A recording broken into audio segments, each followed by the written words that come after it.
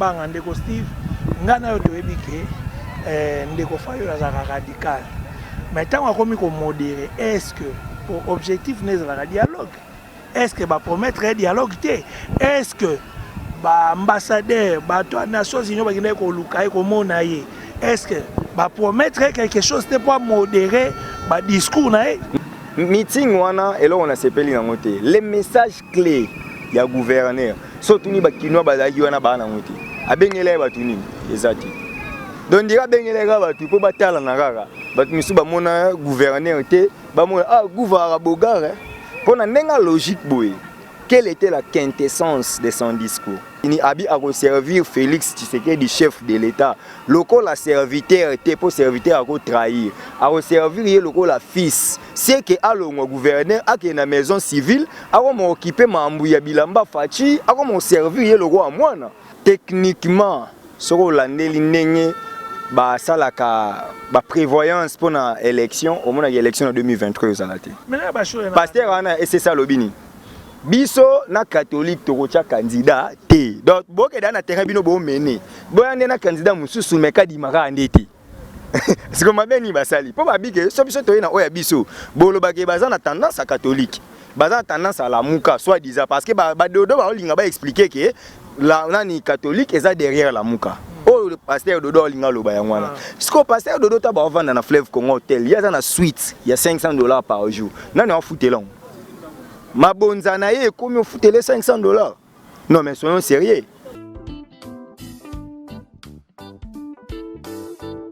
Chers spectateurs, bandeko batali, il y a émission Mbote Bibisika Nyonso Bozali. Voilà. Lelo, tous les makambo bela kosola na bino o etali politique. Politique, il y a lelo na Congo, eza koyinda, il y a des gars. Marche à la mouke ou te koleka. Résultat lango nadasi mingi boyebi. Gouverneur Gentini Ngobila asalaki pe meeting. Donc ya la mouka yaki marche ezaki meeting. Meeting à la mouka, meeting à Gentini Ngobila. Donc nyonso wana tolobela ngo lelo. Guerre na este. Ngana bino toyebi résultat nango. État de siège boyebi résultat nango. Lelo tozolo bela yango mambo ezebele baba biloko ekokita ti lelo bilo ezokita te nani aza na faute nani azokanga biloko ekita toyeba ngo lelo IGF pa azosala musala azokanga koyiba ekomi pasi lelo tozoyeba mambo ya IGF lelo tosola mingi o etali politique lelo Nande Gonabiso Steve, il de te partager 45 minutes sur la masolo ya mboka. Steve. Mbote na yo ndeko Eric, mbote na batutu ba Holanda biso et tozaraka et surtout quand il s'agit de parler pour la République, tout ça la moins fort. Ya kozala wana ndeko na bino Steve Kambanga, journaliste kaka. Journaliste et analyste politique et on a ba Eric bango bato union sacrée bon biso tozana nous tobite ke bato union sacrée ba contre peuple mais biso to wana ba indépendant quoi wana ezali maloba ya Steve Kambanga ngana za muto union sacrée te nazaka ka netie naza na katikati ya village. Voilà Steve Kambanga d'entrée de jeu déjà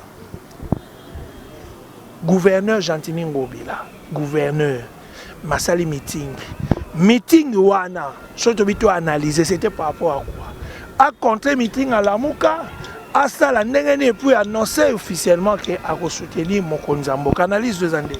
Voilà ngai na ko senga na ba kongomani bo comprendre nga bien parce que les lois en Congo to na ba problème il y a ba journaliste il y a ba penchant ba journaliste ba position mais au moins nga lo ba la vérité nga na meeting à Gentini ba benga nga pe na mambo gouverneur na kenda na couvrir mais quand il s'agit de parler république souffrez que je parle République. Et meeting wana nazwa ki ba côté ya ba critique moi ebele. Ya liboso na préféra ki ko critiquer bango d'une manière positive au sens où na place bobo ya meeting ya la muka ya opposition, c'était une manière ya pouvoir en place oyo a instauré qui pour ba étouffer meeting ya opposition. Donc gouverneur il fallait qui aya moni 2 jours de suite na 2 jours d'affilée wana po kinois aya vendredi ayo kiti 17h azongi apemi lobi aya lisu na tongo elinge za passe moni calcul wana na préféra ki nanga ba ki na calcul wana parce que les démonstration de force et mon ami on a compris que Gentini Mbaka pour la première fois dans l'histoire de la République démocratique du Congo, gouverneur de la ville a accueilli ko communiquer surtout na Kinshasa a accueilli ko communiquer na population ya territoire na ye et dans un terrain ya munene le roi na Sainte-Thérèse et pas bangagité parce que toyebani tant tolbela ma bato ba populaire ba leader populaire na Congo to na kina Argentine za la raté mais ami meki na nous pe kilo amoni que na pe na moi 40%. C'est que si on a forcé, on a moi 50, moi 60. Ça, c'est un courage que j'ai aimé. Mais nous avons critiqué le meeting sur le plan à fond. Et je n'ai rien de haine, je n'ai rien contraire à notre conseiller, je crois conseiller ou conseiller en communication, moi si. N'habitez sur la communication, il y a gouverneur et ça l'ara bien. N'habitez sur discours. Ils ont préparé. Parce que il y a des experts en communication. Netibiso. Ils ont un diplôme, mais nous avons un fort. Mon prise de vie. En tout cas, attends filmer, on a filmé le roi Patrick. Communication, récemment, la droite. Ouais, voilà. Si vous avez un titre mani, c'est Naza licencié dans journalisme et politique extérieure, Naza licencié dans droit public interne. Donc, vous avez une approche juridique, c'est-à-dire wana nazongi na casquette na juriste, mais soki naza na casquette na communication net oyo na critiquer étant communicologue. Tu évoluer. Meeting wana et là on a sepeli na ngote. Les messages clés ya gouverneur. Surtout ni bakinois bazaki wana ba na ngote. Abengele batuni ezati. Donc dira bengele ga batu po batala na kaka. Batu misu ba mona gouverneur te, ba mona gouverneur bogare. Pour na nenga logique boy. Quelle était la quintessence de son discours? Et le pire encore, comment une cellule de communication, monsieur le gouverneur, vous avez un conseiller en communication. Agoti Kayo, au commandant niveau Yorobake, aux servir chef de l'État. Ah, papa, mais soyons homme d'État. Mais en dehors, il y a des casquettes qui gouvernent. Baza quand même peu bateau yo baza quand même na opinion na bango baza bateau peu bauti na ba parti politique comment yon ndeko Steve ko empêcher ou ko interdire gouverneur Gentini Ngobila za ba pencha pour la président de la République. Voilà, merci. Tout le monde sait que la politique na biso ya Congo pour accéder à la fonction publique, c'est-à-dire faut dans la pouvoir na binonde les en place donc za muto za ko soutenir leadership ya muto azali banda. Tous un État unitaire fortement décentralisé. On a un droit.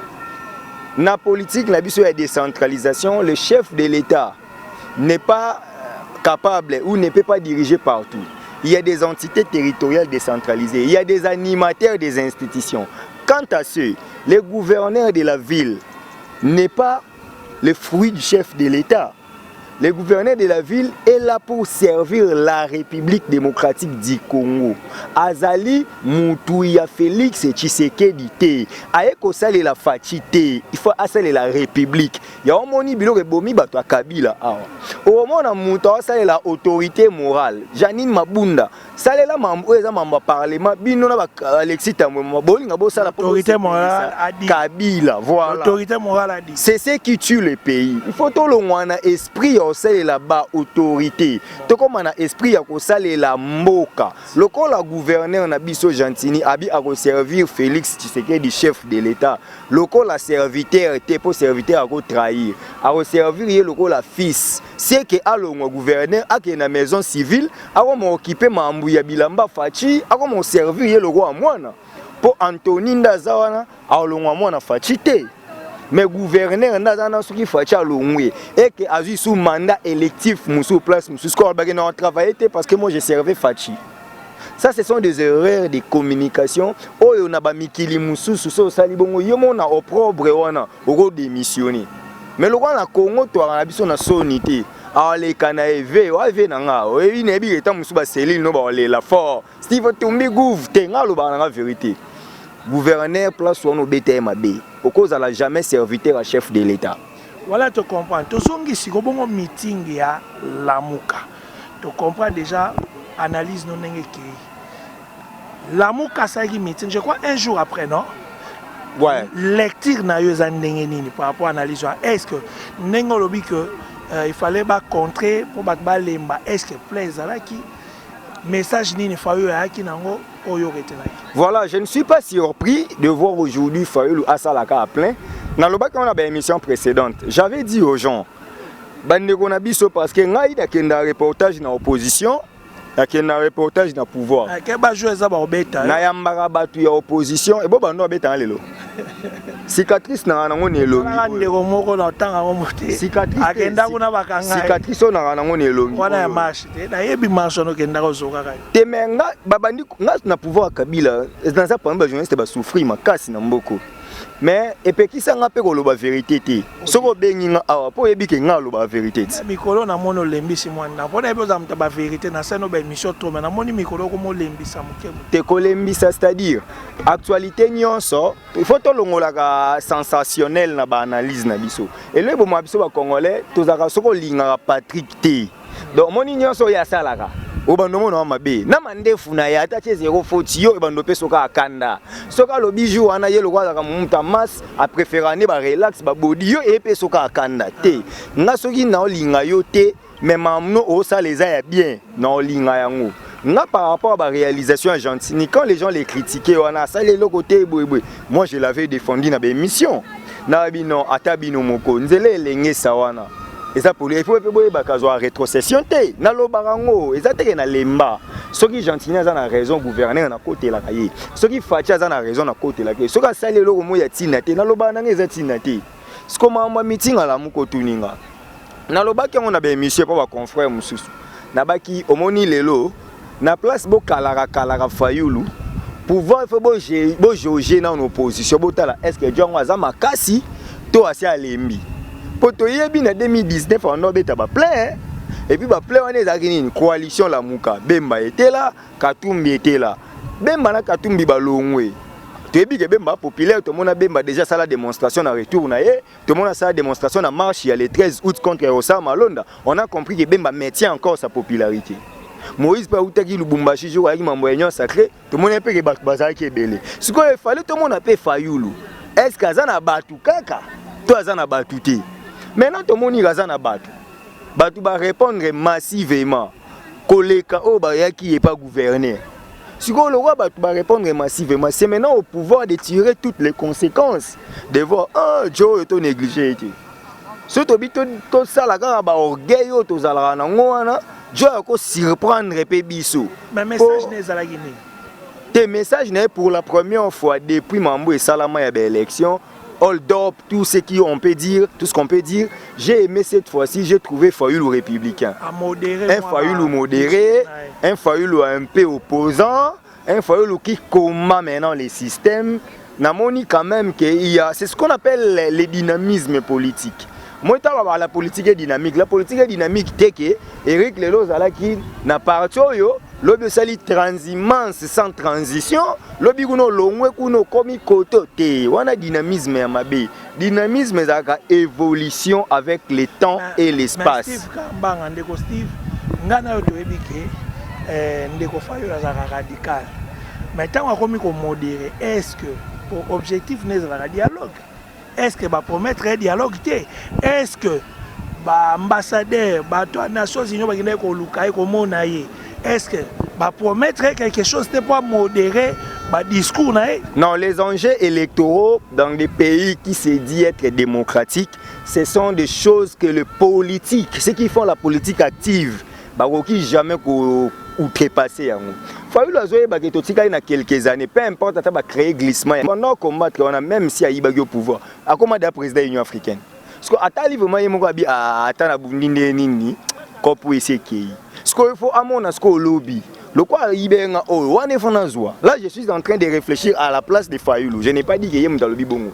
Je suis en train de voir comme analyste politique. Donc il s'est dit que banda na kendaki na kena Rwanda na Union africaine na kebo suite favorable des até moi na moi continuera parce que na bando lobaka ke ngam na président eliti wapi Tant que le président est créé, on a déjà mythe.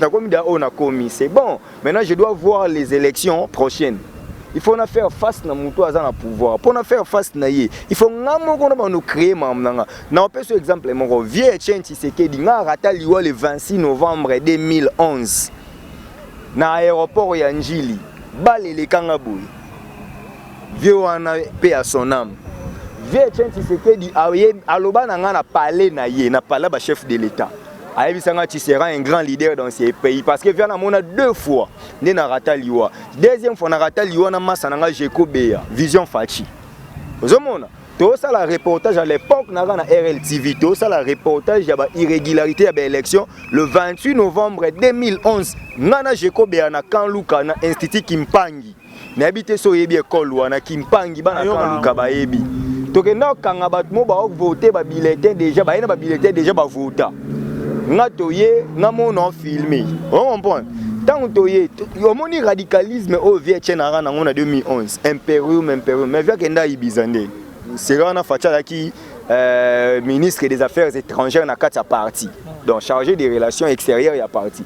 Yebite ibiza ba kenda ko sona bato Kabila. Tolongo wana toke na 2016 na dialogue. Tant ya Chichaboyi dialogue ya Union africaine. Na dialogue à Senko.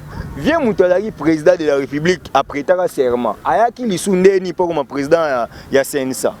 Donc c'est-à-dire dans la politique on évolue comme ça.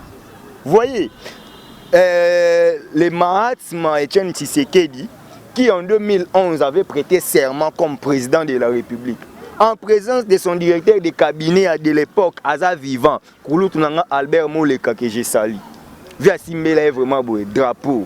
Il y a Chichazo a prêté serment. On comprend, n'a parlé naï. Mais en 2016, il y a Chichi a eu dialogue reconnaissant Kabila comme chef de l'État. Au monde. Donc, pour Namboka, tu peux pélisser moto partout. C'est que Fayou Loulou la raison héritier il y a Etienne Tshisekedi. À quoi tu as appelé paramètre honnête. Pour y avoir fils politique.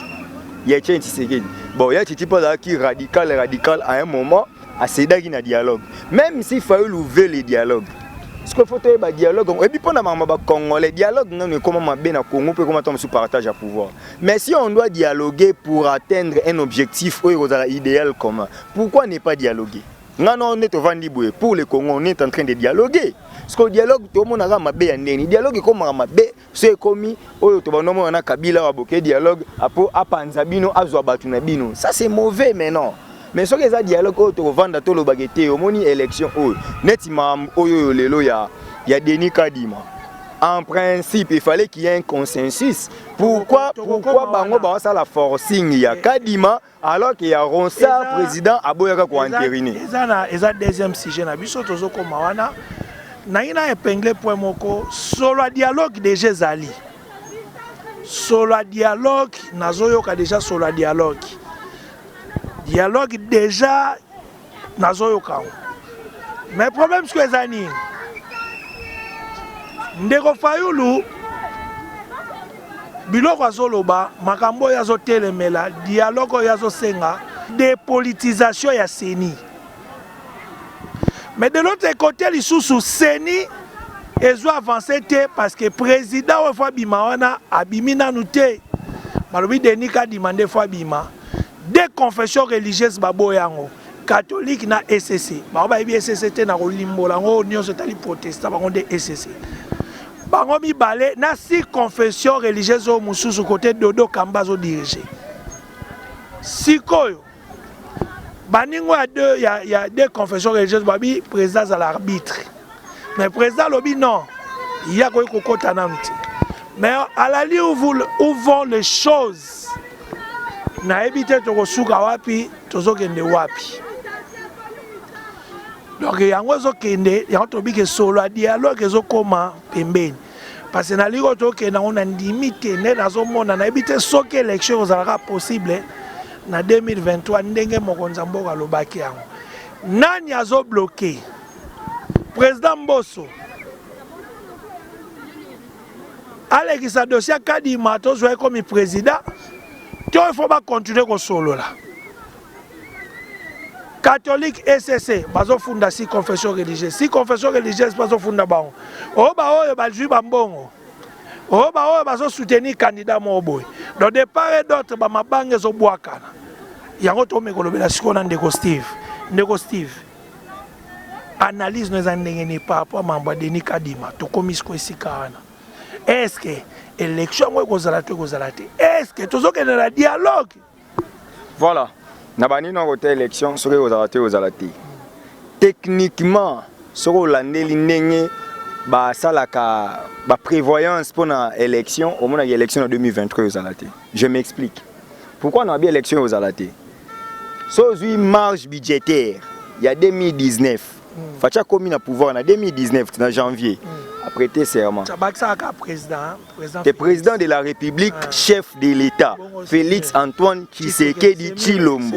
Oh, nga za républicain, yo ka singa na ya boyena na finga président de la République. So to benga ke fachi, c'est-à-dire eza ba non moko d'amour, ba non affectueux voilà. Ba si non moko d'amour ya lo nga ba benga nga archidique. Et le but est so benga archidique ba longoli ki Steve Kambanga na ngai. Donc aza chef de l'État na biso. A commis chef de l'État en janvier 2019, la prestation à serment. Alors que le budget des Alaka voté pour une année civile. Si vous avez déjà budget en exercice il y a 2019, c'est qui côté à l'élection. Vous comprenez? Même économiste, j'ai eu le privilège de suivre un cours de finances publiques en deuxième année de graduat. Donc, il y a un budget. Si vous avez en 2020, pour faire ça, il y a un pouvoir en 2019. Il y a un budget en 2020. Lequel a une rubrique au monde en élection. Maintenant, c'est à vérifier. Il y a un budget en exercice en 2021. Mange élection. Donc, déjà politiquement, il y a une élection. Maintenant, il y a un contredire. Il y a un plateau. Alors, ce n'est pas mon débat. Il y a des budgets il y a l'année 2020 et 2021. Il y a une élection. Déjà, ça prouve. Zela, pardon. Zela. Wana noko nanga. Ayaki Mikolo. Ya yesikoti. A comme ministre en 2021. Alors, na beta dali solo ya gouvernement Ilukamba en 2019. Ça fait 2 ans. Est-ce que Babo Mambong oti? Techniquement, nous avons un niveau 0 pour l'élection en 2023. Nous n'avons pas un bureau. Nous avons un bureau pour tenir la question à double volet. 3 volets coûtent. Nous avons un bureau. Le bureau est en fin d'année. Tant le bureau aussi, là, composant 15. 15 y a pouvoir, 15 y a opposition, 15 sur la société civile. Le bureau est assaini selon la loi Lutundu. Tant que composer bureau, ça va nous prendre combien de temps? Parce que si les lots banganzambe bazoyo kanati na goyawana. To longwe wana na technicité. To komisko que tant aussi ce bureau. To bana nettoyage fichier électoral. Vous comprenez? To bana enregistrement territorial, to bana la décomposition, ba territoire nini mambo za la boba sa cartographie, techniquement bien en cartographie. Ba ça la cartographie. Ba ça nettoyage fichier électoral. Babenga enrôlement. Ça va nous prendre combien de temps avec quels moyens? Techniquement, tu seras d'accord avec moi avec mon explication que ça moins passé pour l'élection et ça la en 2023. Donc ce qui est ça en 2023, c'est que la habitoto ne kabila sala na sou comment habitoto ne l'essentiel batbake irne atabazadisme oyo bimika. Mais surtout qu'il y a une élection libre, transparente, démocratique, en tout cas en 2023, moi Steve, je ne suis pas expert en matière électorale, mais je suis quand même un juriste ou un journaliste qui s'y connaît en fait dans des questions politiques, mais il dit que ça moi pas si. Ce qu'on a zoni na mamba confession religieuse. Bande qu'on a vu sur la confession religieuse, bino bat bosali ke kadima abima sous président sénité. Pour ani boari pressé autant en Combo. Que biso to na candidat na biso d'ailleurs voter Kadima. Pourquoi boratse cop nani ayebi te l'église kimbangiste baloba yango ba sa déclaration bango ba na bango na pouvoir. Yebi te ba kimbangiste ba na prophétie que papa kimbango alobaka ke muto ko bongisa mboko ko mone Joseph Kabila 4e président a kozale lenge lelo profession ane kendaka ba Kabila bongisa mboka te papa Simon Kimbango abima mokosi.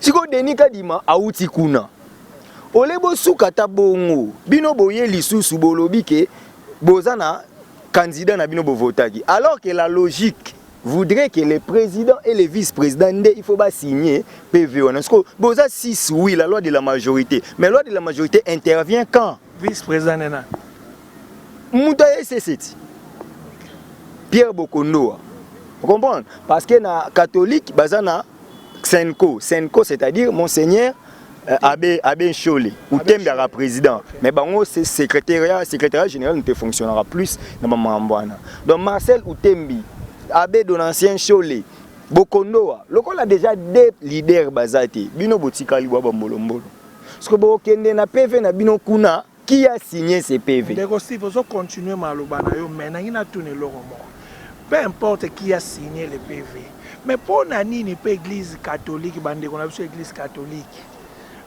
bazara so ba bandi bake soki ba monike président ya Seigneur ngabima mbala moko balimo biso te batoponi 2006 ti lelo baboyaka kaka bazaki malumalu azaki catholique bawanganaka ye mais bino bokoti bokedi masolo na bino po binisa président Seni bo acheminer ensemble tant batikali deux candidats bomoni ke moko aza na avantage bon ngana oloba oyo bango bazoloba bango moko o bazoloba ngana bakisite ngana lobi o bango bazolobela kasi ngana zobela o bango mo bazolobela ta batikali mibale basanti beleke non ndeko okadi mazana tendance ya koleka bamoni moyen te bas éclipser siko komoni te na miso ya bato bakomi komona ndire catholique balingaka kokota na mambo élection te po bazalaka ono biso toyebaki yango te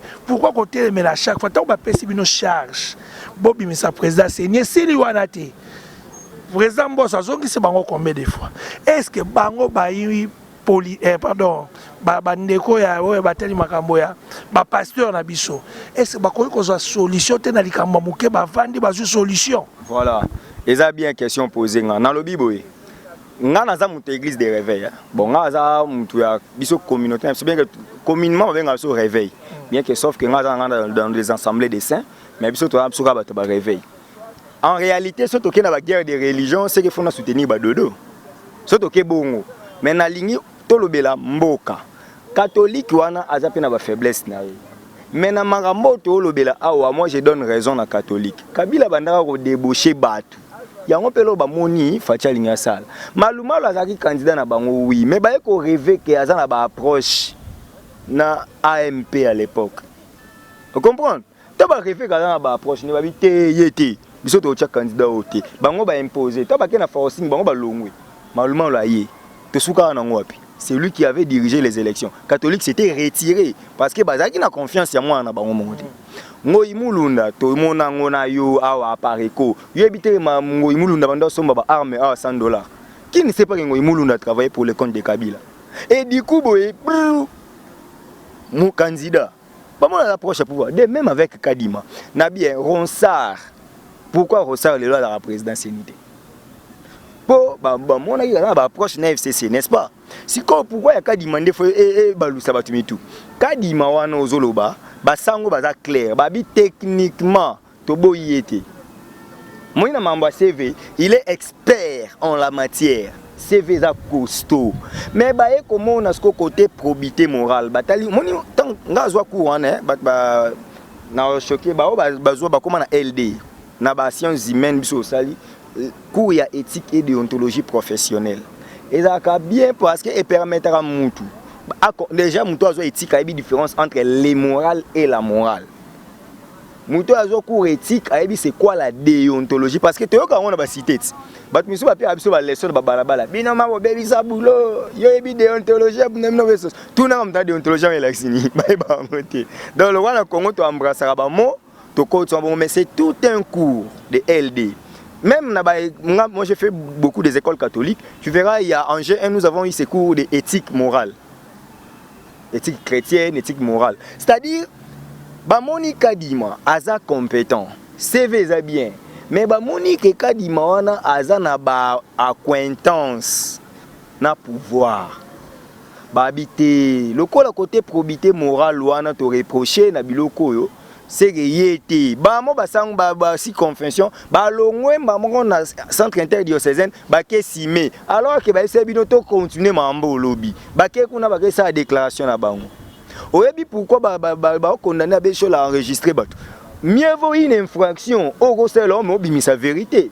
Il y a un adage latin, moi j'ai fait le droit, un adage latin qui dit quid la tête apparaît bits. Donc la vérité finit par triompher. Nam no nanga balobara nsoya kaya butuku baka imanya. Wana munone. Wana chiluba. Vous comprenez? Ate kitoko yebia ngwa. Oh. Nsoya kaya butuku baka imanya. Donc moni ndonge abima na butu bat ba monete. Ngaza moluba mena yebia ngwa. Ah, moni siko avantage eza wana siko ezaki ngai naza lettré. Nga sa littéraire donc mon chiki wana ya kotanga tanga mo balangi na comprendre mo mambwana siko eza nini ba soni kafuta selon ba sango soni akosela ba makambo akosela ba mamutu ka rosa siko bazanga ka argument po baki na preuve te soni abetelo mona TV o ba sango baloba na biso et déstabiliser bango yango mbalo ba ki bon ça va to enregistrer ce comment son abiso en cas de problème to bimisa omoni ba enregistrer yo ebité que bango nyonso 8 oui confession religieuse ba ça la déclaration que ba ozo ba menace non ba menace on a ba oti ko expliquer ngo ba ki menace ezate par rapport ya président ya CENI ezaki yango te lobi na landi ko dodo kamba ta landi na moto alobaki yango liboso ayaki ko justifier yango siko ba menace la geni po ba menace nga za déclaration liboso balaki bango nyonso 8 bon soki toi parce que na compléter yo ozo silisa non naza si moi bien c'est là soki ba enregistrer ki bango soki lelo ba sango bazo se désolidariser c'est parce que bazo mona déjà babenga ngo mbutu déjà eza na kati wana siko po bango bakota na poto te nde bango balobaki na landaki monseigneur abbé Donatien Cholet qu'est-ce qu'il a dit abi biso toi na problème te soki président sali forcing peuple ga ndem ndo retirer mais ba biso fait comment ko c'est le peuple makam to so ngana ngana tunelo mos bon si ça kasi pona zo lingana tuno po ko kima bo yo sili sa bon Abbé Cholet Pierre Bokondoa na pasteur wana o asala basala ki point de presse tango baye ba lobi ke ba na ba preuve oyebi ke ba preuve wana lelo ba ke pesa ngo président Mbosso siko o azama kasi ko président Mbosso abimisa parce que ti bazaki na salle mambo ba noloba ke candidat mokonzi yeyo bebe ezali siko bango babito luka to kutana na chef de l'état to expliquer que muto yo biso to boya ezate repoto lingi yote eza po muto wana ba biso aza mutu na yo jamais ko kene élection o kene arbitre na beto lisolo oyebi finale ya 2015 ya Ligue des Champions Barcelone Juventus arbitre officiel ya match ya Barcelone Juventus na 2015 na 8h so 9h heure à déjeuner ba kuta la Tivarez à Barcelone oyebi lo esala na 12h balongola ba changer mamo arbitre mususu comment boko kende na terrain yo challenger na contre challenger no yo momo arbitre mpanzi donc c'est tout à fait normal que Denis Kadima azala président ya CENI tala na yebi na nga été mais tant on attend CV na biwa c'est un homme qui mérite la CENI mais vu qu'il a des accointances avec le pouvoir cet homme ne mérite pas mon droit et dans un système un juge ne peut pas être juge et parti soit il va se déporter. Yemoko atiki à faire et pas soit il y a la récusation. Parce que quand il y a des konabiso kadima, c'est la récusation il y a parti mususu. Parti oyo et Monique Ndeko oyo aza proche na parti adverse. Ba ko ça la récusation. Pardon, on a expliqué matière au droit. Zélan expliqué te ba ça lié récusation sur le plan juridique. Vous avez deux parties au procès. Mais vous comprenez que le juge doit connaître l'affaire. Azana ba position moko boye na partie adverse bosa ni bosa la réquisition. Ce qui est moko azana conscience pire. Amoni que net yo Eric Nozabo. Ngaso na juge na ko sambisa dossier na ote. Poto aba master. To ebani. So na sambisa dossier no normalement na bo moto comme il y a une intime conviction du juge na lukana côté là yo. Na ozo affaire on appelle ça moto ya yebibi noté. C'est comme ça les droits à régler les choses dans la société. Il y a un moni, il y a Kadima, il y a réquisition, il y a parti, il y a président et vice-président. Et pour rappel, il PV na bango ko ça impact te papa na professeur mbata beteri tolo yemto longa po na longa te po ni ba zonga ba bomisa po ba yebi ke PV wana ko za la papier ya pamba président moto ka liboso banda ko réussir poani ezaki Marini Bordo aki mutakabila soki basango balongwe soki vice président tikali ezui maman moi Valère mon po ba mi balé so moko déjà ça biso to san to tika mais ko on a président vice président baza d'accord te bokende. OK, na relancer olobi ndeko Denis Kadima koza na ba acquaintance na parti adverse. Bon. Siko, qu'est-ce qui prouve que bateau batikali wana o bazaki na challenge wana? Est-ce que bagi na acquaintance pe na mupanzi te na bangambu te wana question liboso po to mona kaka ya ndeko Kadima o côté oyo azaki mupanzi yo. Mais qu'est-ce qui o pe batikali ba ko ka pe ko zana ngambo mosusu et puis pona ko sukisa bino bozana réunion bozolinga bobimisa président ya seni bolobela mambu ya mboka eza ya vantité. Comment batu moko boye fo baya na ba nini ba pesi memo na bango pa ndekwa beshole azui memo ye na ona katio to bimisa président seni te parce que bandeko wana balobi boye parce que soko bosali yango soulèvement eza libanda wana bimi na minoko ya bandeko msunga na landaki. Mais puis ezaki pe frère batunaki yango abesho na yo kaki alobaki ba ko tikele pe memo siko est-ce que au mona teke pe quelque part bande quoi la musu ba influencer pe catholique. On peut dire ça. Voilà. Na ko expliquer yo ba question na yo tuni pona ko loba soki yelo onezo la kisake ba wana musu ba Paul Nsapu amulubati abani po travailler en opposition na Fachi. Pour na biso ba auto yebi mama moko surtout ba journaliste oyo biso ne toka da ba engagé depuis to yebi pourquoi pas baboying Paul Nsapu pourquoi pas babo et bon pourquoi ka so yo yebi basango batna tolongo basango ba biboye bango ba wacha sous candidaté na peut so la déclaration po yo ndi o landaka ya badodo ya ba sholo landi pasteur ana et c'est ça lobini biso na catholique tokocha candidat te donc boke dana terrain bino bo mené boyande na candidat mususu meka di maka ndete siko mabeni basali po babike so biso toyena oya biso bolo bake baza na tendance à catholique baza na tendance à la muka soit disant parce que ba dodo ba olinga ba expliquer que la nani catholique eza derrière la muka oh le pasteur dodo olinga loba yangwana siko pasteur dodo ta ba vendre na Fleuve Congo hotel ya za na suite ya $500 par jour nani on foutelon mabonza na ye komi ofutele $500. Non mais soyons sérieux. Biloko lié biloko non sona osela na nani opesa. Siko à l'occasion de quoi? Oh yo les 6 confessions religieuses ba comme une insécurité ka lelo. Qui ne connaît pas que nous dans notre pays, soko oza na insécurité oko komi na ministère intérieur, oza ba kopesa ba soldat, ba kopesa ba policier ba surveiller. Siko ba sécuriser avec dodo na ba monsem nani imam Abdallah Mangala na ba l'autre ba ko sécuriser bango ba policier te ba pe bango ta ba murati ce ko ba ga na Fleuve Congo kuna de sécurité ça non il y a des indices de corruption papa mais on répond à la question nazongi na mamba soulèvement libanda te oh ya ba tendance memo comment voilà yo pa beso le na kati memo e utina cas divers siko problème anini la démarche la muka yakini la dépolitisation de la CENI.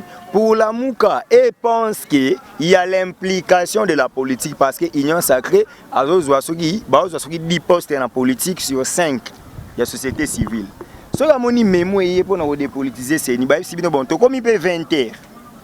To kabwana to ya lobby parce que même mon pesa il faut to étudier yango. Est-ce que oba lobby so bokata na une émission to moni lo mo esanga muto akanga mazo sa fulufulu. Tobi te biso poto sa ka émission lelo te ko benga nezani wa déjà na expliquer ko bambalebele ngaza mta catholique te mais na lingi ko zaka moi vrai na landi ba boza epanga nga papa to sa réunion na moi bikok na nga na fanda donc monire to yokane to 6 19h to mi 22h msupe bana balala na salon papa nga mo pe no ki pongi na bité na kei na nga to ke ko ka to kabwana to ya lobby na 9h to continuer ma solo. Tant que tu bon na président, na convoqué une réunion, na bi réunion si la séance est levée. Les miens affaires ezani. Ya hotel marocain. Parce que bino botikali, nga pe na bi bona ko benga na bino te, mais na bomira minda, na signaler ka garde que so ba bino kangi porte. Bongo bomel batu minda. Oh mais zela nanu papa. À qui appartenait cette maison? Mais quand même un minimum il y a respect. Oui, baza ba pasteur. Ba ya ki pona nini? Ba ki hotel lo banzambe te, ba ki réunion. Pona mambo seni. Ce que tant le président a convoqué qui réunion, abi qui réunion sili. C'est-à-dire, biso nga zo mon occasion yo ke université. Moni so ba beti de ba bi ke cours sili biso to 6 cours 17h. Yo tira na cours académique au centre. Bon, solution ce que les années. Solution est que les 6 autres confessions religieuses, prophète Dodo Kamba Israël, zonga no mutu. Ozana o chaîne papa. Zela déjà bazonga bango nyonso 8. Balongola kadima. Balongola ebokoto. Ngana proposé ata Paul Nsapu. So ba moni Paul Nsapu pour créer ba problème, bango kasi ba na candidat na bango mususu na ezala kadima te. Soki ba na candidat mususu. Et que ça ferait que candidat n'a pas à 90% au bima président Séni. Est-ce que baron dit? Non mais oui, problème est qu'il faut battre. Le battre la cointage côté na bango. Problème est aboyé. Ce qui est vraiment, je dois être correct. Ce qui est vrai au Congo, il est difficile de retrouver Moutumo pour organiser des élections à la naître. Mais au moins à la hypocrite qui ne connaît pas les noms à jouer les jeux du pouvoir. Mais avec beaucoup de malignité. On a été répondre à un tweet, c'est bien te voir. Oh, on a une conférence, mais c'est sérieux, c'est quelqu'un qui a été dans le Congo. Proposer à continuer. Ça, je ne suis pas d'accord avec l'église catholique. Ça, je ne suis pas d'accord. Non, c'est que je suis comme catholique. Non, je ne parle pas des J'ai fait des analyses comme un Congolais clairvoyant, un patriote. Pour ces cas-là, je ne suis pas d'accord avec les gens de Senko qui disent que Nanga Tikala. Mais bango pe baba ki Nanga Tikala. La CENI a toute une administration. Pendant ce temps-là, ba yo kanate, ba yo pe ko ça non cartographie. Est-ce que le président CENI mutasala? Il y a tout. Attends, nazo répondre bien. Pour ah son na oyo ki bien te ba pe oyo ka bien te. Olobire na biboye na sepelité baluka nanga a continuer. Mais bango pende bazana ba expliquer parce que j'avais reçu Lisanga Bonganga. Babi boy abi bango ndenge ba solo lina catholique babi na place biso ba politique to bloquer makambu ndenge mambo ezo da bloquer na société civile administration ya CENI et avance nango déjà na babilo mususu est-ce que ba sali mabe si on a pas une autre question on niveau vandi trop mambo ara mo lobela te tozo kota eza na sujet na biso lelo ngana yo to ebi ke ndeko nanga ba critiquer que élection na façon de travail na notre bien catholique fait oyebi alobaki après élection mais comment karaye catholique mtaboya ki makambo wana catholique a dit ceci nabi je ne suis pas d'accord que Nanga continue à être président de la CENI vu ces élections chaotiques oyebi que une élection ya Nanga ti lelo ya na site te toyebi te Fachi a gagné dans combien de provinces oyeba bango ata maluma la trichaka mais so beti o mona ke Kabila na au nord Kivu malgré ya lukuta au moins quand même bakoma yango mais yananga a publié le rôle a publié point ya TP Fayulu Malila 6 millions oui Chadari 13 millions. Non n'importe quoi ils ala bongo te on a déjà vu tout ça na komona nanga na CENI te nga so na moni nanga na CENI souffrir non voter te siko bango ba na ebisio boy baloba ki administration ya CENI ya kala mon administration na le secrétariat général il y a un principe en droit administratif le principe est celui de survivance des actes au baloba les hommes passent les institutions restent au moni ministre Belgique ça là 504 jours sans gouvernement mais ba secrétariat général des dirigeants boka pendant tout ce temps CENI est dans la présidente bureau exact mais administration est zawanati. Est-ce que va quoi avancer? C'est ce que les prêtres ont dit. Besoin d'interpréter en mabé. Voilà ma réponse. Toleki na dossier mosusu au Italie RAM. RAM to lo bana mambo rentrée scolaire na grève ya enseignant. To 500 sont balé malamo par rapport ya temps. RAM ngaku tuti lelo na ye ba rappeler ezarso ki signification de registre soki ya sur les mobile registre des appareils mobiles. Donc d'abord ils en passé. So aujourd'hui maman moko awa tuniye a souffrir na repose explication ya RAM. Si on a tout na biso ou bien na tout na bino na bato bazo kamba biso.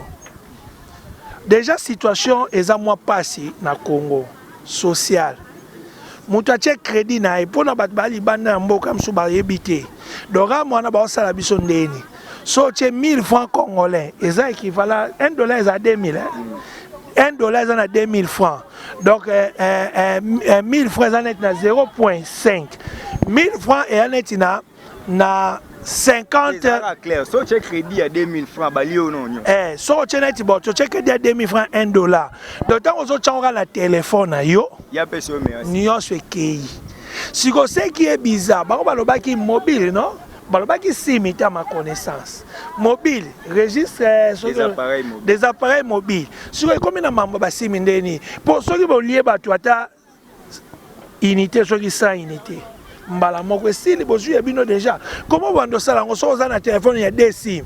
Vodacom, na Airtel. So check crédit bali. O check crédit bali. Mutua yem so na passi. Azana em so net comme na ba couvre-feu ou bien problème. A check a crédit na mutua ndenge za so orange man nga benga bolier. Siko osuka. Mutua na hôpital za malade. Finalement tozo ke wat batwa guerre kuna. O mutua na guerre nga benga bande nga benga moi secours. Au lieu unité tosuka wapi. Yango tobi bande kwa ram bino tota mamna bino bien si jamais balé ozo ambalé nyos si jamais balé rentrée scolaire ministre EPST a désactivé l'enseignant basali grève tozo comprendre les sauter batu musu balobi que l'église catholique mutazo bunda que gratuité d'enseignement simbate. Parce que ceux qui ont kani, bango ba oya rana makam na bango. Ba professeur de l'église catholique tellement ba zora mbongo déjà belé ya ba para non l'état zo futa bazo mona mbongo etikali muke yango bazo provoquer ba grève. Donc ambalé nous sommes balo répondre. Na bandi boye. Zambé, au moins terre na bimara contre pouvoir. Mais je été il faut te sauver des peuples. Ram pouvoir Ram te batu bazali bataille des pes qui basa.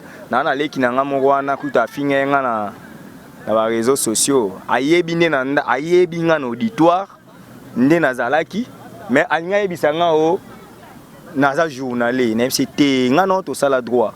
Na droit na so to zongi na université place to tanga. Bayebi nga comme dans Mayele, bayebi comme étudiant ou yaki ko passer na droit.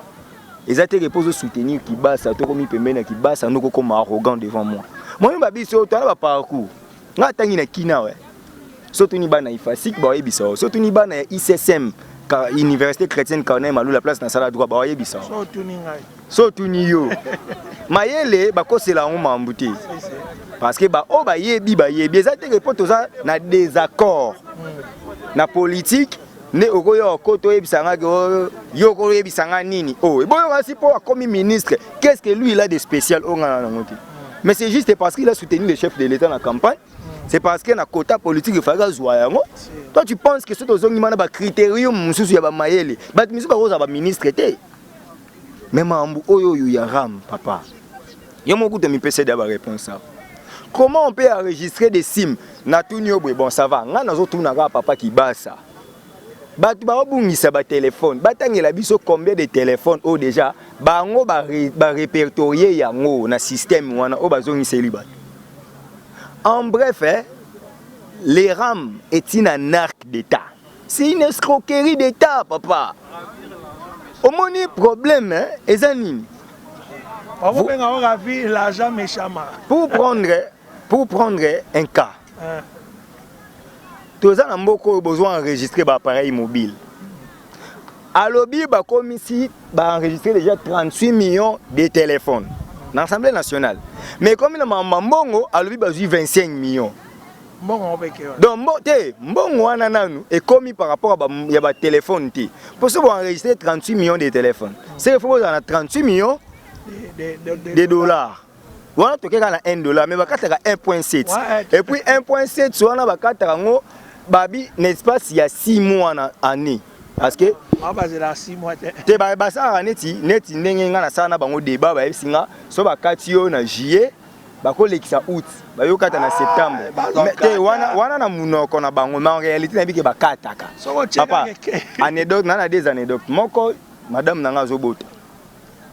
Tu as commis à l'hôpital. Na vijana efaki na benga na sa moi secours na benga na téléphone ngo aussi mno eza capacité ya benga te nini pour so insolvable na ram ne so na sala ba message na c'est bon Steam na ngai Steve tam su bo bosana ya ngana bo fongola onanu nga bino tozonga sima e bo so madame na nga kufa to mwana kufa yebisa nga mutu ala na Ituri ala mutu aner azan tennis civil ba ba bangote a rêvé groupe ba rebelle wana atie moi crédit ya 1000 francs pour abenga service compétent ba yo kanga bango eke na nini batana bazu ba kidnapper ba paisible citoyen ba kena bango faut te ya mutu aner wana to faut te ya ram qui gère les ram RTPC non nazo expliquer ba congolais RTPC RTPC est-ce que ils ont la tutelle ya ministère ya PTNTIC sinon pourquoi Kibasa mutu azozwa charge ya ram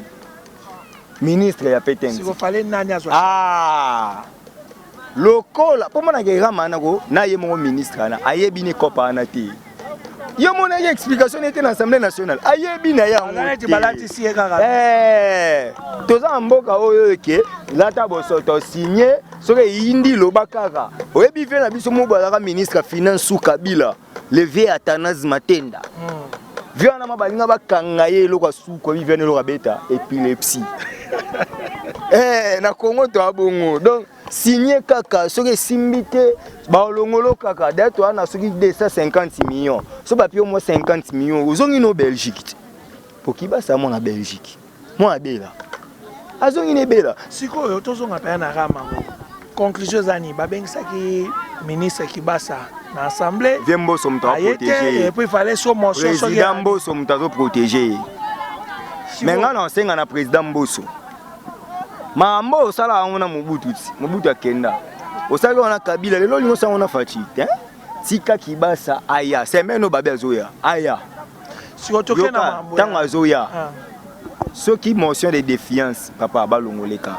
loko ngaku pona ngana yokele mawa po so balongolie tam so olela mais so asa innocent batika ba supprimer so ba supprimer c'est te mais ye muta pote do nango mais balobi na bamboka musuve ezalaka me boyete quand on enregistre des appareils faut tout le monde a avantage quoi avantage neza wifi na magasin papa est-ce que oyeki na pays na biso vraiment donc pona wifi na biso pona wifi faut to foutre lango ba $7 mais ndeko Kibasa bi ezo soutenir pe gratuité d'enseignement c'est une insulte à la mémoire collective d'une nation. Monsieur Kibasa, vous devrez présenter vos excuses publiques. Le fait de dire que Mbongo Aram ezo soutenir la gratuité soka lo bagi bongo. Pour ani na lo babongo. Moi na mongo zaka na 16 ans, asa la téléphone, aza incapable devant la loi. Mais moi na commis titer. Il y a des élèves congolais. Bino boko pebo futa moi na pénalité ni. C'est grave. Donc ngande na aboye bana nga batanga na bonne école à l'état té. Ce qu'on a futa ram pona bana ba Congo ba musu batanga. Ça sens. Tous on a sur mambo Italie rentrée scolaire, grève ba désactiver ba enseignants. Gratuité de l'enseignement, c'est une œuvre constitutionnelle avec la volonté des chefs de l'État. J'aime cette volonté. Mais le problème c'est la faisabilité. Facha beta ki on va pour la politique, mais ba se rendre compte na kati que ba moyen ezati. Si ko ba ni ba ça le populisme. Tony moi bakaza di excellence. Au père ça recours à droit civil les obligations. Oh madame Kenge atikela yo. Oza professeur. Aza wab na ineki. Mais pourquoi mi ministre bossa ni droit? Non, on cours à droit du travail. Mais grève est légale, papa.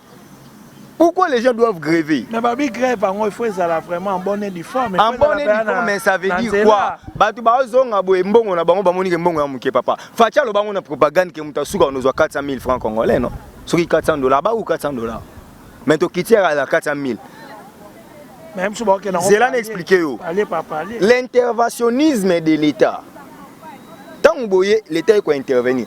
Tant bazaki na mbongo ya l'État azo gratuité te banda fouté $500. Ce que l'État y est pour notre sous patriotisme qui dit ça est à 400. Sur ba kiti wana combien? Bazana ba 100 ba non ba $180 ba 130 ba 120. Yango ezo pesa ba kandati. Papa, yo no za boye ndako yo fouté là. Mettons fouté là. Yo za papa lupango na yebi yo papa lupango. Ce que nous avons, Moutou, on a un locataire, on a arrêté des chaussettes. Nous avons le poya à boss, à Sala Copa Bank Mouboué, c'est Rio, on a Sala Publicité, Bank of Africa, à Zoramon et Belende Bomonéboué, à Tonga de des niveaux, n'a pas le quartier pour boire l'indépendance. Ce que nous avons, mon locataire, on a enseignant. À foutre un dag où il y a $100. Soit à foutre un dag à $100, il faut faire un banana. Le quoi il faut assumer ministre Tony Mwabapo azana ba biceps ko le kabatunyon so. Ce que tant azui salaire il y a $150. A fouti yo bayer na $100. $50 ndé papa na vivre na bana e. Donc pour Tony Mwaba CP là, il faut ba papa wana na bana ba kufa, pour ba ba gréver te pour Tony Mwaba za nani na mboko. Non mais soyons sérieux. So ba kanga monsieur le ministre, vous faites très mal. Et sachez que vous êtes congolais. Si vous voulez tuer les enseignants congolais parce que vous êtes ministre de la tutelle, n'oubliez pas que les hommes passent mais les hommes restent. Nous avons vu des hommes forts sous Mobutu, ils sont partis, mais la République est restée telle qu'elle est. Et puis, comment yo kozo batu babo ina bango ko pesa ku ba gréver yo lo ba déconnecter bango na système au foot avanté parce que vous êtes qui monsieur le ministre tu n'a pas désactivé on a bana basi bana bon ça va le kola Tony moi balingi mboka mingi atika na no ministère akomata enseignant na collège Boboto atala no vu yes ko pe abando zwaka même sort na ba o ya zolinga a désactiver wana comme ça tout le monde soki nani aza patriote. Donc il y a un faut pas qu'il y ait un dialogue. Mais il monsieur le ministre, je suis d'accord avec vous. Désactiver les enseignants, c'est bon. Parce qu'ils ont grévé. Ils n'ont pas respecté les mots d'ordre. Mais je vous recommande, monsieur le ministre, quittez le ministère de l'enseignement primaire. Devenez l'enseignant. Prenez ces émoluments-là. Vous, ministre, vous quittez le ministère pour devenir enseignant à l'école primaire. Et qu'on vous paye 200 000 francs congolais. Si vous allez résister. Et puis, l'enseignant, la ministre, la présidente, avant qu'il soit licencié et docteur en droit, Tony Mwaba, est-ce qu'à ça l'école primaire était? Si vous prenez un enseignant ou attendez Yohana, on peut se respecter. Dans un pays sérieux, Babanano ko wele la ba enseignant na ba militaire na ba policier. Biso to wele la ba jeep ba 27 millions ezo pasuka, ezo koya na ngo kotoyo, mais ba enseignant de ba obligé ba ngo 400 000 francs congolais, 300 000 francs congolais. Nous sommes dans quel état? Et vous vous dites que nous sommes dans un état de droit. Un état de droit, ce n'est pas seulement arrêter des individus. Il faut qu'il y ait l'équilibre social, papa. Quelqu'un qui quitte sa maison le matin, aille au sa cour, c'est parce que tu es Tony Moi, c'est que sur 300 000 francs, tu as désactivé. Parce que vous êtes qui, monsieur le ministre? Yo comme enseignant à la place na bango ba son bon wana au vivre nango comme ça tout le monde est patriote. Est-ce qu'on peut pas comprendre que na mbongo ba jeep wana bosi ba mbongo wana ba jeep na so majora qui ont ta salaire banza. Ils sont combien? Donc au moni que ba ça ba biloko po ba sepelisa batu. Ya au moni na biso ke ngobila sa guerre yo ba ke a servir fachi comme moana. Donc à servir l'État, à servir des chefs de l'État. Voilà les hommes d'État, voilà les hommes politiques que nous avons au Congo. Donc ils ne servent pas l'État congolais, mais ils servent le président de la République. Parce qu'ils veulent être reconduits, ils veulent toujours demeurer aux affaires de la République. C'est pourquoi ils doivent faire des trucs pareils. C'est anormal, c'est anormal. Moi, je suis issu d'une famille modeste. J'ai fait mes études ici à Kinshasa jusqu'à ce que je sois 2 fois licencié comme je le suis maintenant. Je n'ai jamais craché sur la mémoire des enseignants. Donc, M. Tony devrait être un bon manager. Il devrait dialoguer avec les enseignants. Forcing Oyo Salaire, bon ça va. Le roi Bobi, l'église catholique, ils ont combattre la gratuité. Babo ya kasina l'école na bango. Bino école là, il y a l'État. Bon, on a combien d'écoles? Tout le vraiment ya solo catholique ya ngo Bobi ka combattre. Akanga l'école na. Moi, na Kasavu, l'école, elle était là combien? Laïque. Bani Bogetanga laïque. Na Christ roi. Na Lisala, ils ont basango, so bakanyon. Attendez la victoire. Attendez la victoire, ndé ba Bogetanga na Kasavu. Non, ozomo na sikoyo ke, bolinga bocha munoko. Demoni mambo bachaka munoko soki boza état providence. Vous n'avez encore rien, mais vous obligez les particuliers, monsieur le président, monsieur le ministre. Non. Soyons humains. Donc, ce que tu comprends, il y a rentrée scolaire, il y a désactivé, enseignant et puis signe de costume. Non, c'est révoltant. C'est révoltant. Je me vois à la place de mes enfants. Si aujourd'hui je mets mes enfants dans l'école, il y a l'État. C'est que avec les forcing, bon, bien, Ce qui veut empoisonner un État ou un peuple, c'est détruire l'éducation de la jeunesse. Ce qui est enseignant, bon, le roi Tony moi boza makasi ko le kabiso, tondimi, tozongi to opia ku me bakota banda bana bavandaki. Mais ça zo beta WhatsApp. To message qui peut m'amener banana batangité. Avenir ni to bombela banana. Nous voulons avoir des diplômés ou nous voulons avoir des gens qui ont étudié. Ce n'est qu'à dire non scolaire et c'est douita et disquimus. Nous n'étudions pas pour l'école, mais c'est pour la vie. Ce que bana wana obino bozo forcer ba enseigner batangisa bango fele parce que mbongo ezate. Bana wana sko ba kotanga nini lobi na marché ba ozala nani. Tout le monde a bat basi sera awawa. Asi c'est un diplôme d'état, alors ba bon anniversaire. Tout le monde a un bon dimanche. Tout le monde a maman papa, déjà le système éducatif congolais n'est pas bien. Au lieu on lukabo bongisa ngobino bongabo détruire on a bande on a biso pe o ba pesi bino charge ya gérer ba ministère. Bosunga pe vision ya mokonzi mboka. Bino bato bozo bebisela pe mandat to loba par exemple ya président Fachi. Tu peux donner un exemple mon source. Côté ya ministère ESU ESI o bakanga ba faculté ba université ba faculté médecine est-ce que eza na sens si ba pesi ba makoki est-ce que ba pesi ba moyen pour na okanga ba faculté nyonso médecine? Non, excellence Moïndo Nzangi, na regretter qui peut casting en vraiment. Comment beaucoup de ministre enseignement supérieur mutasa la thèse? Ministre des enseignements supérieurs et universitaires, c'est quelqu'un qui a rédigé un TFC, qui a rédigé un mémoire, qui a rédigé une thèse. Pour avoir un cursus académique, quelqu'un qui son diplôme de licence est déjà douté. T'as là, papa, pas 16 ans à l'université. Non, tous sont en sujet. C'est quasi. Personnalisé là, pourquoi kokanga ba faculté de médecine aussi longtemps ba doté ba université mission ba moyen té.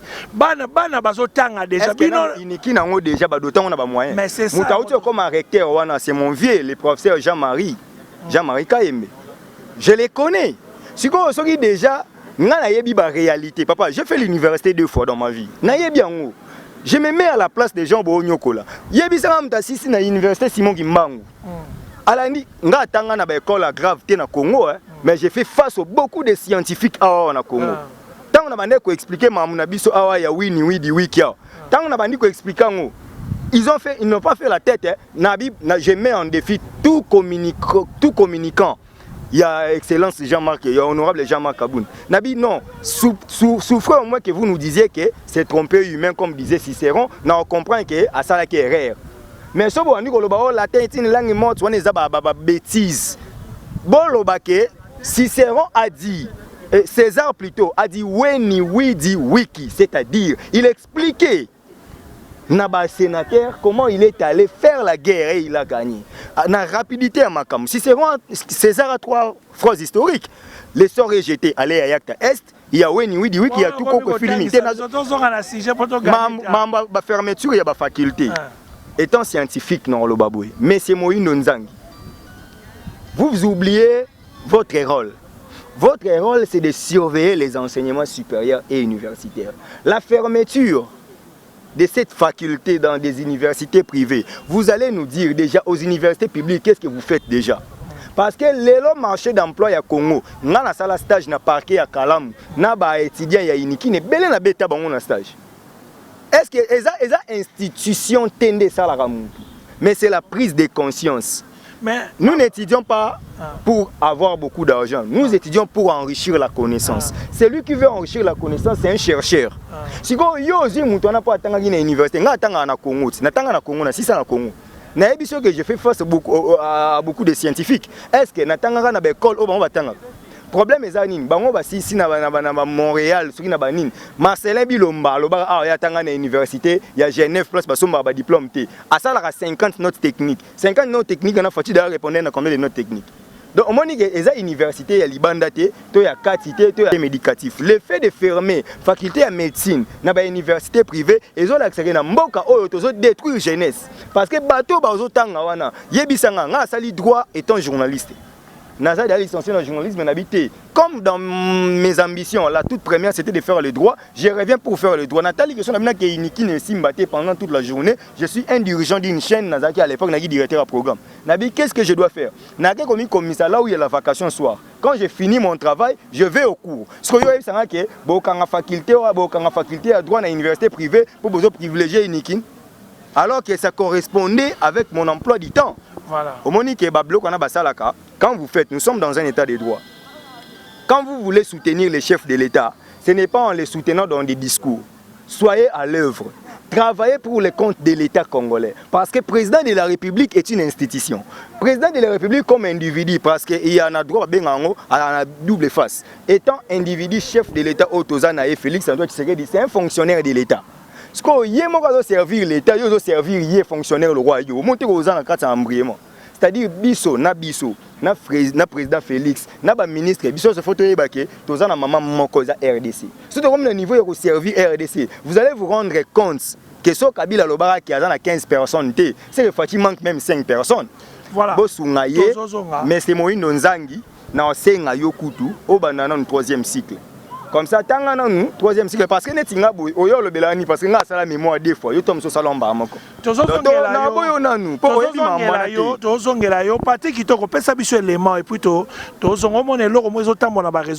Merci.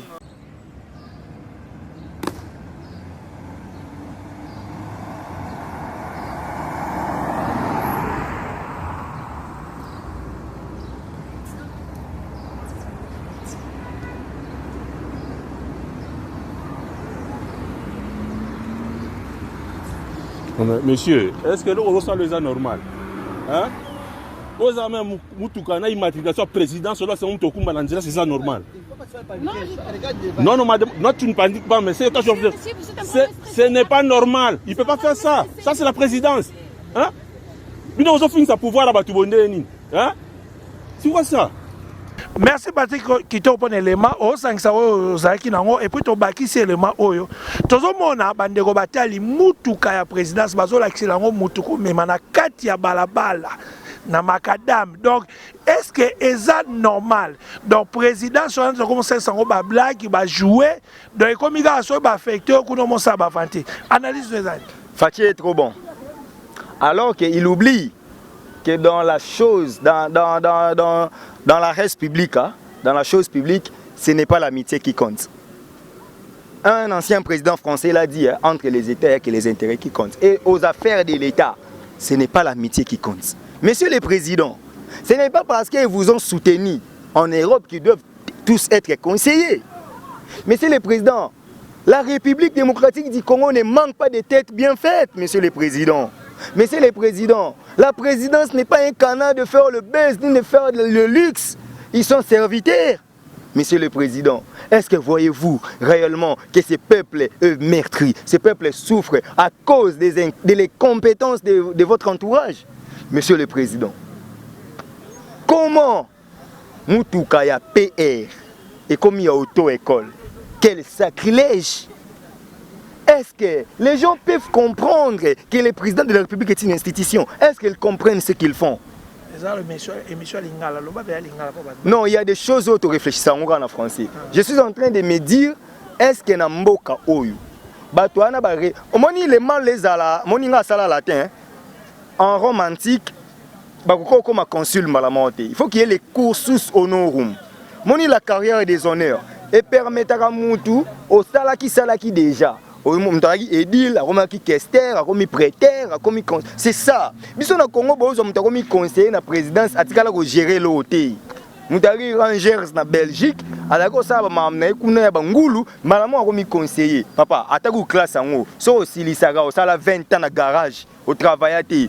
Pour travailler dans la présidence, avec quelle expérience? On n'apprend pas au sommet de l'État. Bandeko wana oba komisi mutuka ya présidence, oba komisi ngo auto-école, azo mérité sanction. Ngai na bi que tona ba service ya renseignement ya makasi, il faut ba enquêter, il faut ba luka ba kangelo nya mutu wana aza nani. Pour mutu wana azo mérité sanction et puis sanction na ye, il faut aller devant tout le monde. Il faut ma vie ka songo mwe mayama. Avant di match manetsa wana RTNC. Alobi vie boye Moutouana a longwe. Parce que ça c'est sacrilège, c'est anormal, c'est sadique mon frère. Là, tu comme une souke émission na biso na promettre bino to ambasso Steve Kambanga prochainement. Tu comme vraiment na souka tout débordé. Donc bon continuer kolanda biso na Central TV puis na Bat Télévision. Voilà Tobi boye bo sunga mokonza mboka ngamoko pour na chiter vraiment et ça il n'a pas passé kana gombawa. Batuka ya présidence batelemisa mutu ko tozaka na taxi moko boye. Ezaka voiture moko boye papa mo taxi. Na kitambo to ya kana gomba. Mbala moko batolo no telema. Garçon la telemi. Oyo zokende wanga abito na mesunga bandeko na ngotelakisa mukanda bimisi mukanda. Eza mukanda ya moni bato ya RTNC. Donc comment laisser passer RTNC bilo mwa bongo. So ba compliqué garçon et pourtant garçon na mikana nyose zaki en ordre. Oyo za papa bilo tabi non atindi ngai. Donc oyebi ke ba compliqué papa mo azali boso aki soda. Aboko kita. A compliqué ba to oyebi ke ba ke benga police mo zali na ngamba kita tatanga bi metozo kende wapi. Soki boza na présidence. On a combattu Kabila, c'est parce qu'il y avait ce genre de choses. Je ne vais pas voir mon frère, mon président Félix Antoine Tshisekedi a quoi y a peine à Mutambo. Président, il est temps de vous faire bien entourer. Il est temps. C'est pas encore tard. Est-ce que remanier un cabinet, c'est un problème? Un problème exact. Il peut remanier les cabinets. Ngamoro na kuta ba mitukana ba 11h. Nakuta ngona ba 11h na kitambo, mutatiki mutu kola ke sa musala ya omela masanga. Parce que mutu ka présidence 11h na kitambo et ça ni. Na 12h na nyangwe sala kani. En tout cas, président de la République, mais à souka pour aussi ça va pas te mais masang quand même ba point positif et ça masango ekiti. Masango tamboli partout les lois ezaki na ba 25 minutes ke ba kiti ba ti na ba marché de la liberté ba te ka on a dit un développement makasi na sengi batu. Soki moyen ozala parce que tant que nous avons nous avons 15 minutes d'émission. Merci beaucoup. Régie assurée par de maître par Patrick Kitoko. Tokutani prochainement. Merci.